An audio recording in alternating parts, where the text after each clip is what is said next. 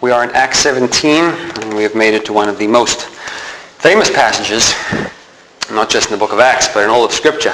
But, letting you know right now that we're not actually going to get to Paul's famous speech at the Areopago today, because there's just too much going on, and we're only going to be looking at the verses leading up to his speech before the intellectuals and the philosophers. So our passage today is going to be Acts 17, starting in verse 16, and we're going to read to verse 23, right at the beginning of his speech. So Acts 17, verse 16, Luke writes, "Now while Paul waited for them," that's Silas and Timothy, "while he waited for them at Athens, his spirit was provoked within him when he saw that the city was given over to idols. Therefore he reasoned in the synagogue with the Jews and with the Gentile worshippers, and in the marketplace daily with those who happened to be there.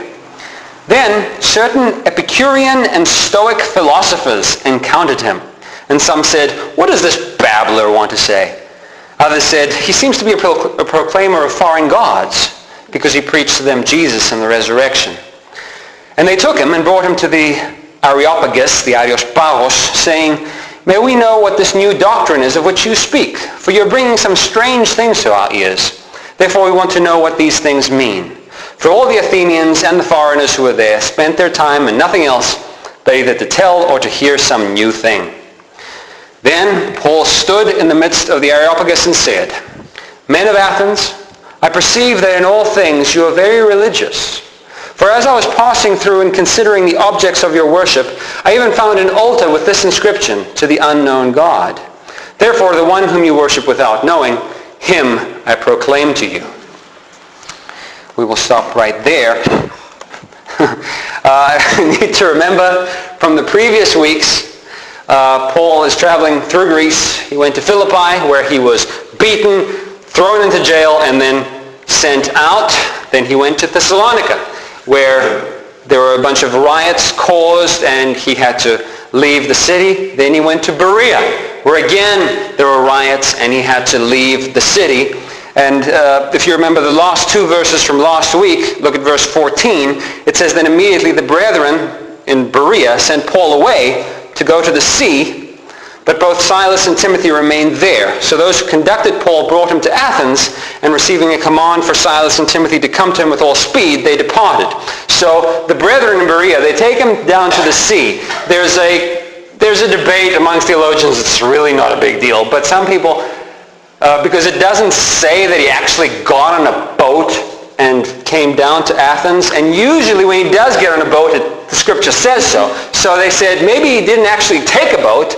Maybe he went down to the sea as a trick, so people would think that he was getting on a boat and leaving, and instead he walked down to Athens by the coast. We don't know. That's a long way to go. That's over 400 kilometers from there. But either way, he gets down to Athens. They bring him to Athens, and then the people who brought him, they leave, and he says, "But tell Silas and Timothy to come down quickly," because he's by himself. This is the first time in his missionary journeys that he's by himself. Every time he goes on a missionary journey, he's with someone. On his first missionary journey, he took Barnabas and Mark. Mark abandoned him along the way, but that's a different issue. He was with Barnabas all the way along. Then on the second one, he takes Silas, and he takes Timothy, and then he meets Luke along the way, and all these things. But now, he's by himself in Athens, and his closest companions are way far away. Now, he's in Athens, so a few words, just a few words about Athens then. Athens was no longer the enormous, great, important city that it was in the past. In the 5th century BC, it was its golden age, shall we say, under Pericles. Since then, it had been conquered by Macedonia, with Alexander the Great, and then now it's under the Roman rule. So politically or militarily, shall we say, Athens at this point is nothing special. Its population is not that big. It's not even the capital of this region. The capital of the region was Corinth at this point. But even now, at this point in history, in Paul's day, it still remained the cultural center of the world. If you wanted to learn about the arts, or about architecture, or about philosophy, or literature, or any of these things, you went to Athens. And so even then, as today, Athens was full of tourists. Tourists going to Athens because they wanted to be in this, to see all these things and learn all these things. And the first thing that Paul would have seen as he was approaching Athens would have been this big rock, the Acropolis with the Parthenon standing on there. Back then you could basically see it from anywhere in Athens or the surrounding area. Probably today, you could probably see it from here right now if it wasn't for all the buildings in the way. You'd be able to see the Acropolis because it's right there sticking up. And with the temple, with the Parthenon, with the temple to Athena, the patron goddess of the city. And so most people, when they went to Athens, they went to see all these things, amazing things, and they were amazing, in awe of the grandeur and the beauty and the buildings and the statues and all these things. Even today, when people come, they look at the Parthenon, wow, it's still standing there after 2,500 years. It's amazing. It's a monument to human achievement, what people can do when they put their minds to it. But Paul gets there. And I'm not saying he didn't appreciate art. I'm not saying he didn't appreciate any of these things. But what he sees, what is in his mind as soon as he arrives, is idolatry. Idolatry everywhere. Verse 16 says, "Now while Paul waited for them at Athens, his spirit was provoked within him when he saw that the city was given over to idols." The 16th century reformer John Calvin said that man by nature is an idol factory. What we do is we don't want the true God, so we create other gods that are more like us. Gods that are not necessarily scary and holy and righteous and just. We don't want a God like that because we know we're not that good. So if we have a holy, just God, he's going to end up punishing us. So we create gods that are like us. And that's what the Greeks did. They would create, if you look at the ancient Greek mythology of the gods, the gods were not nice. They were liars. They were adulterers. There were all kinds of stuff. And so, but it's okay, you see, because if I go and commit adultery or lie or whatever, the God is not going to judge me because he's like me. He understands why I do what I do. The gods, they're like us. And people are like that today. They create a God in their own mind of what God should be like. And you say to people, what's your relationship with God? Oh, we're fine. We're fine. Everything's okay with me and God because they think God is like them. And that's what they did in ancient Athens, except then they were very extremely artistic. And they didn't just have these false gods in their minds, but they made statues and images of these gods. And so the city was just flooded with idols everywhere. An ancient writer, this is not just someone assuming something, an ancient writer said, if you go to Athens, you can find more gods than people. So it's just crazy. And Paul, we are told, his spirit was provoked within him. I remember, I grew up within the Greek Orthodox Church. Now, it's true that I was not, it's not like I was the most religious person. It's not like I went to church on Sunday. I was more of a nominal Greek Orthodox, but, I was baptized in the Greek Orthodox Church when I was a baby. Anytime that I did go to church, it was the Greek Orthodox Church. And you go in and there's just icons everywhere. Everywhere. Everywhere. Walls, ceiling, everywhere.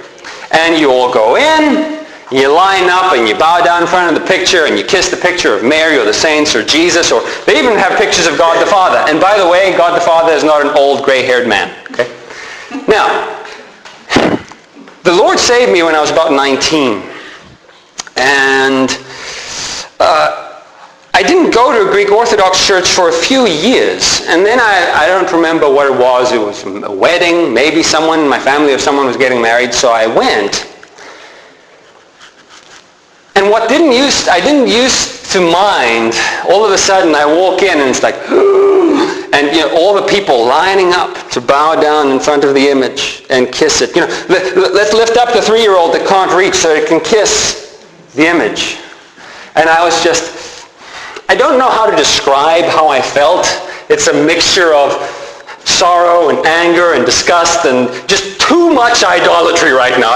This is not for me. And I don't know for sure, but it seems to me that perhaps this is something of how Paul felt when he enters into Athens. He's a Jew. Okay, he's a Jew. They do not have images of God. He knew the first commandment, I am your God, you shall have no other gods before me. He knew the second commandment, do not bow down to images. He's like, absolutely not. And so he goes in and he's shocked. The word that is used, paroxysmos, where we get paroxysm, is a very, very strong term. It's talking about, it's a very negative term, and it's about angry.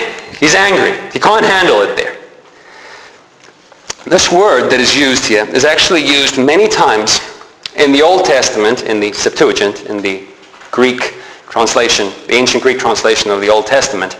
This word that is used here for Paul, where it says that his spirit was provoked, is the same word that is used of God many times, repeatedly in the Old Testament, for his anger against idolatry. Every time he talks about his anger, his wrath against idolatry, it uses this word. When he talks about being jealous and his jealousy is burning hot, it uses this word. And I know a lot of people read the Old Testament where it says God is a jealous God, and they say that's not right. Jealous is something bad, isn't it? Jealous is when you see something that's not yours and you want it and you want to take it for yourself. You want to have it and not them. But there is such a thing as a good, holy jealousy, since God is a jealous God. What does that mean? Example. If you have a married couple who are in a holy, sacred union, which is a picture of Christ and his church, if one of the two cheats on the other, I would hope that the other one does not just say, oh, well, it doesn't matter. I would expect them to have a correct jealousy. We are in a sacred union. A third person is not welcome to come into this. I would expect them to get angry. If you love someone, you're not indifferent. And so God in the Old Testament is very angry when he sees his people turning away to those things which are not even gods. They're just pieces of stone. They don't even exist.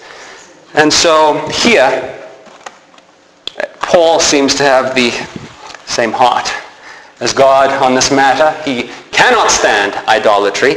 And so he is grieved and he is angry when he reaches Athens, which is full of idols. Now, I don't know what Paul's initial plan was, because he's by himself. He wasn't expecting to be chased out of Thessalonica. He wasn't expecting to be chased out of Berea. So he ends up in Athens, and he's by himself. I don't know what his initial plan was. It may have been, I'm just going to wait for Timothy and Silas until they get here, and then I'll go stop preaching or whatever, but maybe I'll just go see the sights and sounds for now while I'm a tourist, whatever. But he is so provoked in his spirit that he's got to say something. He's got to speak. So he goes by himself. Verse 17. It says, therefore, he reasoned in the synagogue with the Jews and with the Gentile worshippers, and in the marketplace daily with those who happened to be there. So as always, first thing he does, goes to the synagogue, speaks to the Jews and to the God-fearing Gentiles. I do wonder, because the first words there in verse 17 is the word therefore. You know, his spirit is provoked because of all the idols. Therefore, he reasoned in the synagogue. I wonder if there's some connection there. I wonder if it's more than just, look what the Old Testament says about the Messiah, so it's Jesus. I wonder if there's, are you saying anything about these idols? Does this not bother you? You Jews here in the synagogue, how can you live here? I don't know if there was any of that. It doesn't specifically say that, but I'm just wondering if that's something that came up. But it also says that he went and he spoke in the marketplace daily with those who happened to be there. The Greek word there, agora. The agora, which is right under the Acropolis, you can go there today and see it. Literally today, you can go and see it after church. Right under the Acropolis is the ruins there. The agora, when it says marketplace, it wasn't merely a place where you went to get groceries. You could do that, but it was more, I was trying to find an example, and I couldn't really get exactly an example of something today that is like it.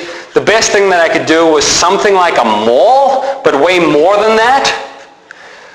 Yes, you could go shopping, but it would have restaurants. It could have places where you could sit down and talk about anything, about religion, about philosophy. You could find gymnasiums. You could find everything that happened in life was there. Everything that happened in social life was there in the agora. And so Paul says, all right, that's where everything is done. That's where I'm going to go, and I'm going to stand up amongst these people that I don't know, got no one watching my back. I'm going to stand up and preach about Jesus, and to whoever listens. That's what he does. And interestingly enough, he catches the attention of some philosophers. Verse 18. It says, then certain Epicurean and Stoic philosophers encountered him. And some said, what does this babbler want to say? Others said, he seems to be a proclaimer of foreign gods because he preached to them Jesus and the resurrection. Now, in that day in Athens, there were many different forms of philosophy. Many. This is just two of them. And these schools of philosophy disagreed vastly on most issues. But at this point in the history of Athens, there was one thing that most of them had in common. And that was everyone had become rather skeptic about whether it was possible to reach absolute truth. Each one had their opinions, but no one was 100% sure if we have reached absolute truth. And the reason that happened was that for centuries, Athens was known for its philosophy. And you had giants of philosophy, whether it's Parmenides or Heraclitus or Socrates or Plato or Aristotle, all these people. But the problem is, all these people who were giants of philosophy, they all disagreed with one another. They all disagreed. And people were like, well, if you have Plato and Aristotle, two of the greatest minds who ever lived, and they don't agree on what truth is, how could we ever know? And so everyone just kind of had their own philosophy, thinking, well, maybe this is true, maybe that is true. Who knows? And even though they considered themselves to be wise, I'm a philosopher, I'm in the intellectual elite, everyone taught different things. And here we have these two groups, and I want to give you just a few words about these two groups, and I'm not just doing this to pass the time. I'm not just doing this to look knowledgeable or anything like that. I think it's important to know what these two groups believed. To some degree, I'm just going to give it to you quickly, because when Paul starts his speech at the Areopago, it's not just a standard pre-prepared sermon that I just give to everyone.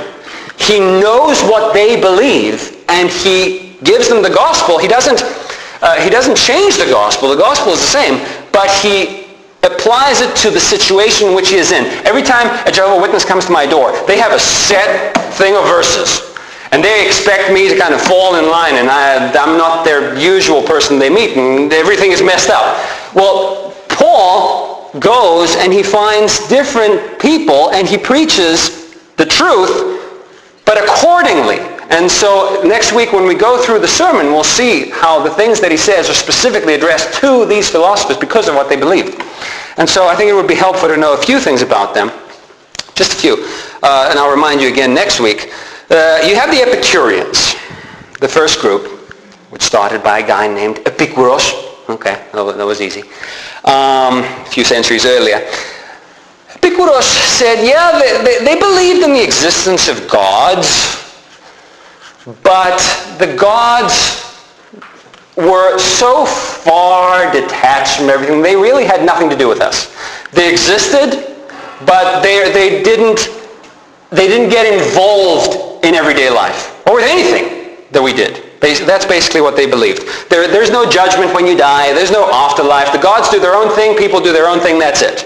Gods don't really have anything to do with us. And since there's no judgment, there's no afterlife, there's no gods that are involved with us, they said the ultimate truth, the ultimate the reality to follow is that of pleasure. Their basic philosophy was, if it feels good, it must be good. Right? And so their main philosophy was try and seek pleasure and try and avoid pain. That's the essence of life. Now, there are some people who believe that and go to extremes. These people did not go to extremes. It wasn't as simplistic as it sounds, because they were like, yeah, let's go have a drink. But they realized, well, if I drink too much, though, I could get drunk, and that won't be good. I'll have hangovers and all kinds of stuff. So if I'm going to drink, yes, but not to the extreme. If I'm going to be indulging in other areas of life, be careful. Don't go too far. You don't want to get diseases or anything like that. So just everything in moderation. Everything in moderation, but try and live life without pain and enjoy yourself. That was basically what the Epicureans believed. The Stoics are completely different. The Stoics said, we don't really know why things happen, why the world is the way it is. We don't know why there is pain in the world. Therefore, it's our job to just take it.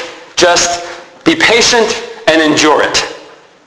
That was their goal. Their attitude was basically whatever will be, will be. There's nothing you can do about the things that happen in life. Therefore, we just kind of sit there and endure it patiently and calmly. All right? That's enough about the philosophers. We'll get into them more next week when we look into Paul's sermon.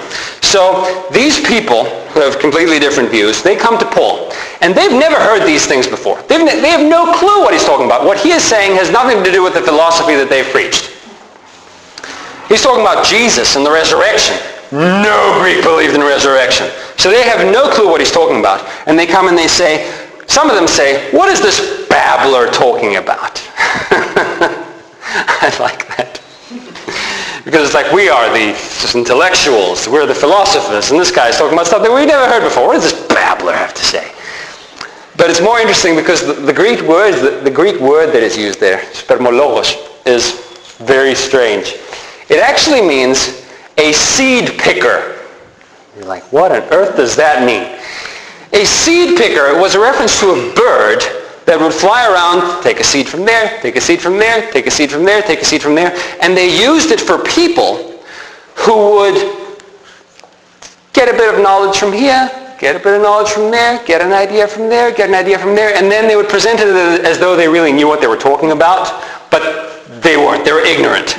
And so they come and they say, what is this seed picker talking about? He doesn't know what he's talking about. Look, to explain what a seed picker is, because I've met a lot of seed pickers when it comes to theology. You have people who, the extent of their theology is like, oh, well, I watched the miniseries, Jesus of Nazareth at Easter time, and I watched the Da Vinci Code, and I watched, some documentary on TV, and then they come and they talk to you, pretending that they know what they're talking. They've never studied theology. They've never studied the Bible. They've never studied church history. They've never studied any of this thing, and they're pretending that they know what they're talking about, and you're like, what do you? No, you don't. You really don't know what you're talking about. I had a guy. This was so interesting. I had this guy one time. He heard that I was a pastor. What happens when you tell someone you're a pastor, there's two options. Sometimes they just kind of, I don't want to talk about that. But sometimes they try to talk about theology. That's fine.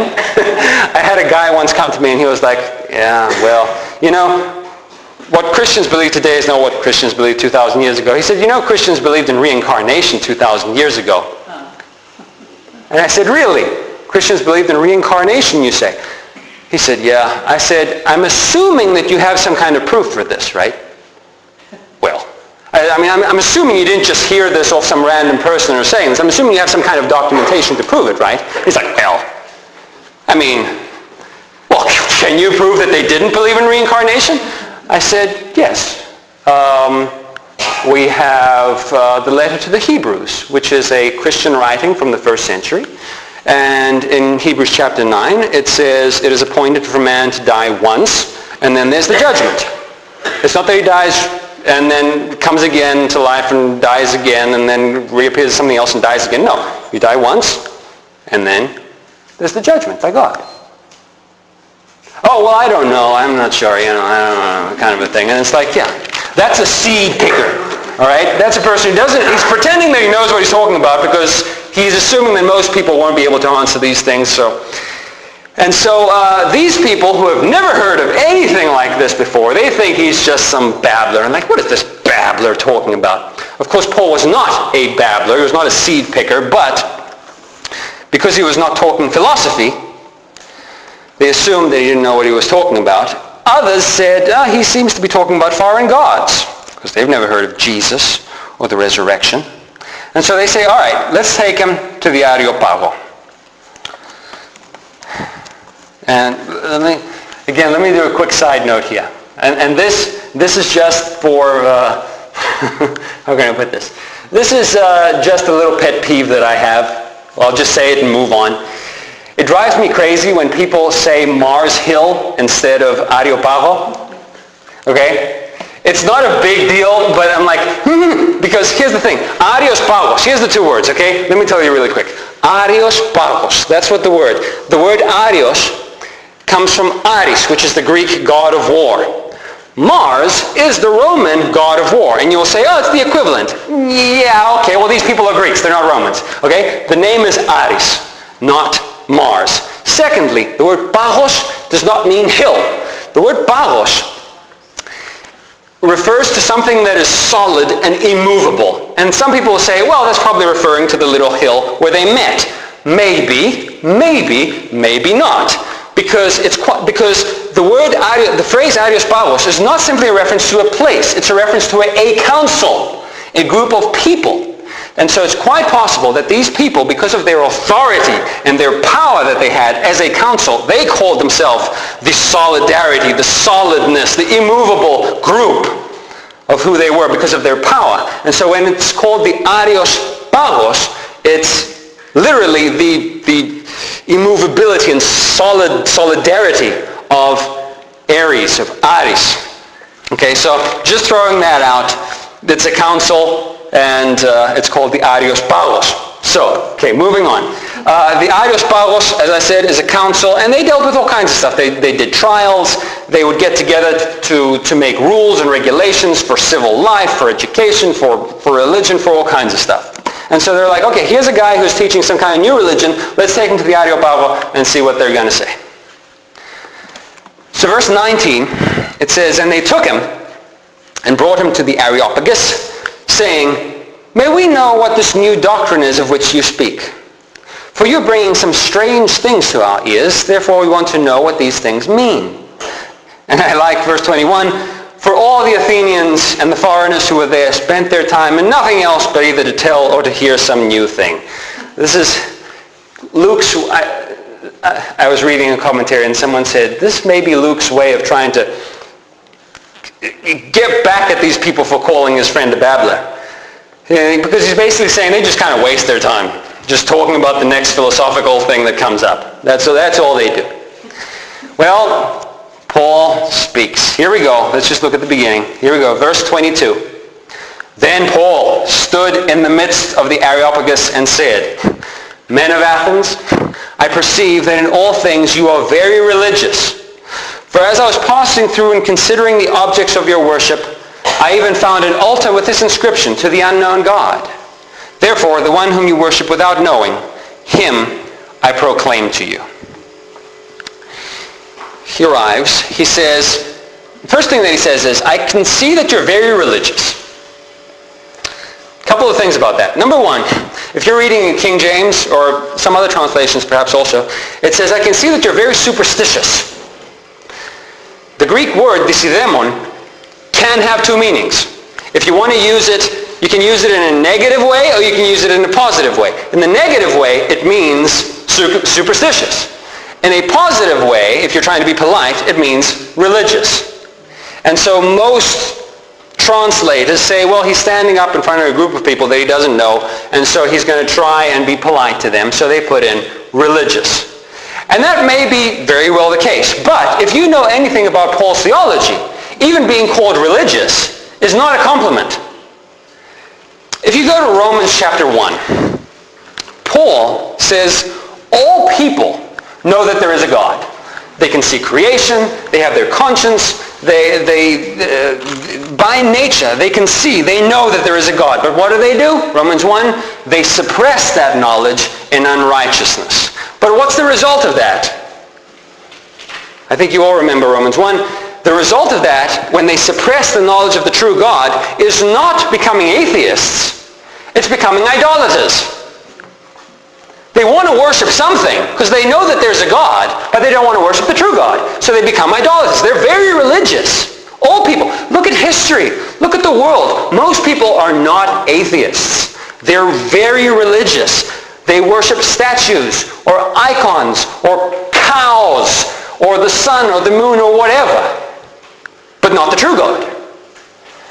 And the Athenians were just like that. They were very religious. That's true. They had all these idols. They had many gods.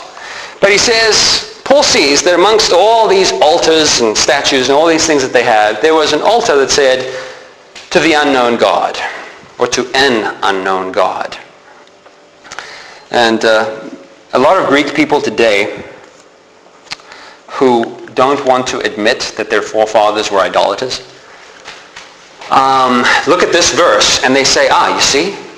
They say, this verse means that the ancient Greeks, they knew that there was one true God.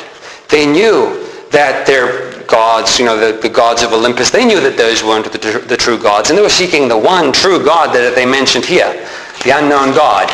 No, that's not what's going on at all. The Greeks had so many gods that they assumed that there have to be other gods also somewhere.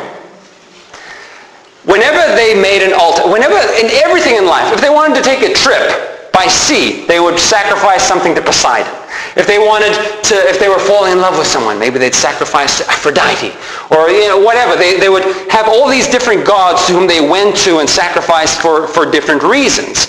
And they assumed that they have to be more gods. It can't be just these ones, because there's so many gods. And so just to cover all bases, just to make sure that we don't make any God angry that we don't know about, let's have altars and sacrifices to unknown gods so that they can be happy with us so we don't offend anyone. This is not our gods are wrong and we know that there's one true one and we're waiting for the Christians to come tell us. This is, these gods are true and there have to be more also. And that's why they had this altar. And this wasn't just one. Historically, we know that they had many of these kinds of altars to the unknown gods. But this is what Paul uses as his introduction. He says, you are talking about this unknown God. Well, I am here to tell you about this God who is known, who has revealed himself. He's not hiding away, and he has revealed himself in the Lord Jesus Christ. And this is how we need to approach people today. Today, as back then, the world is not that different. People don't change that much. Today, just as then, people create their own gods. People, they say, okay, if you just stop stop a bunch of random people on the street, and you say, what do you think God is like? Each one will say something different. Everyone has their own God. Well, I don't believe in a God who sends people to hell. Okay, where do you base that upon? Well, just don't like the idea. Oh, so the character of God is based upon what you like. Everyone just has a different God. Likewise, today, just as then, everyone has their own different philosophy on life. Everyone thinks that they're so much smarter from all the previous generations. They think they all have it figured out. And yet again, you ask every different person, each one has a different philosophy on life. Because they don't know. The Athenians didn't know. That's why they had the unknown God. Maybe there's something else out there. Maybe this philosophy is right. Maybe that one is. We don't know. We don't know. And the answer to that is, yes, there is truth. But truth is not based upon your opinion. Truth is not based upon your feelings. Truth has been revealed to us. We have a revelation from God. You don't have to go wondering what the truth is in darkness. God has revealed himself through the Lord Jesus Christ, which is what Paul is going to say to them. And he's going to say to them that we know that that is the one whom God has approved of, and we know that because of the resurrection from the dead, which proves that he is the Son of God. So if you want to know truth, follow Christ. And that's what he's going to tell these people who have never heard of him. And that's our message for today. Thank you for your attention. Let's pray.